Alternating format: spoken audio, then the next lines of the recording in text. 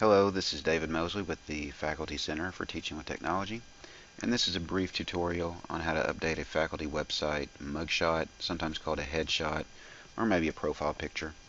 It's basically this image here on Dr. Jose Lopez's website. That's what we're talking about. So I already have a image that Rhonda Clark, an instructor here, has sent me. We'll use for this example.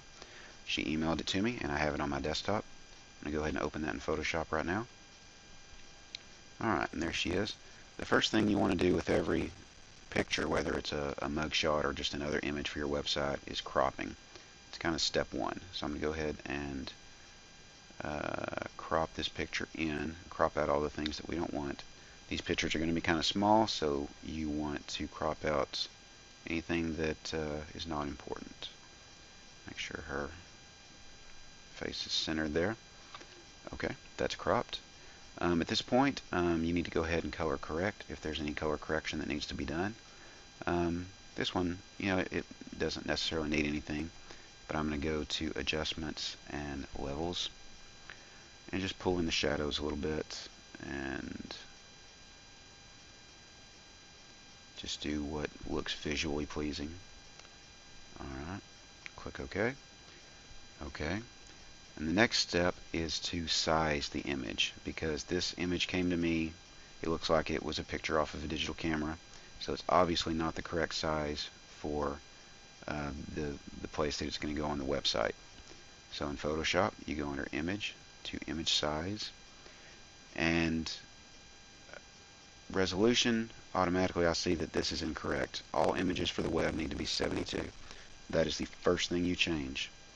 So I'm going to change the resolution to 72, and then I'm going to adjust either the width or height 1.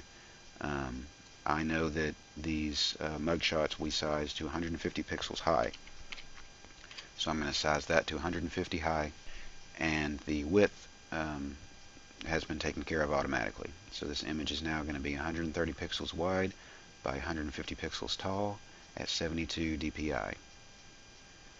I'm going to click OK. That made the image really small. I'm going to zoom in to 100% size.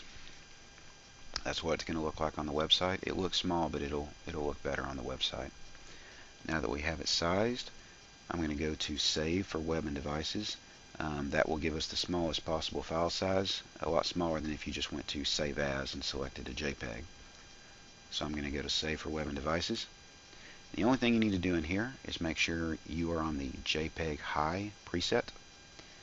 Go ahead and click Save. I'm going to save this to my desktop, and I'm going to change the name to Rhonda Clark, no spaces and no special characters.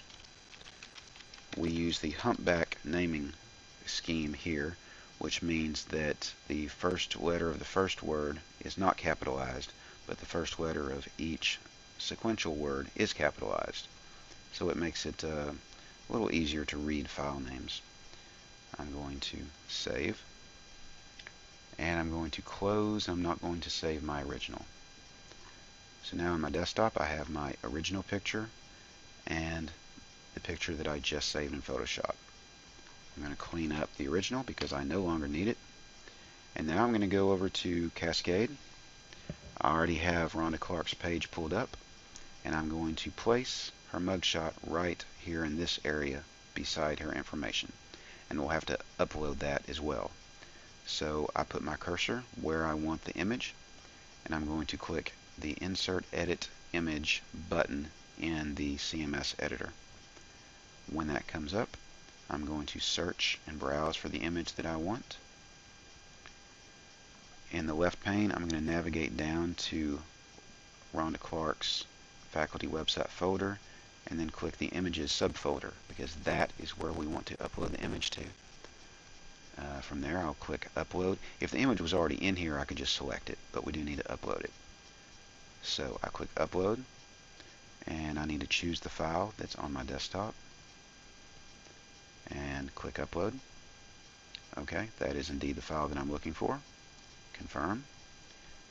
And for accessibility requirements, and every image needs an alt tag, so I'm going to go ahead and type in Rhonda Clark, and you'll notice it automatically filled in the width and the height for the image. I'm going to insert, and that looks accurate, just like we want. And the only step now is just to save and publish the page. And that's how we would upload a mugshot or headshot for a faculty website.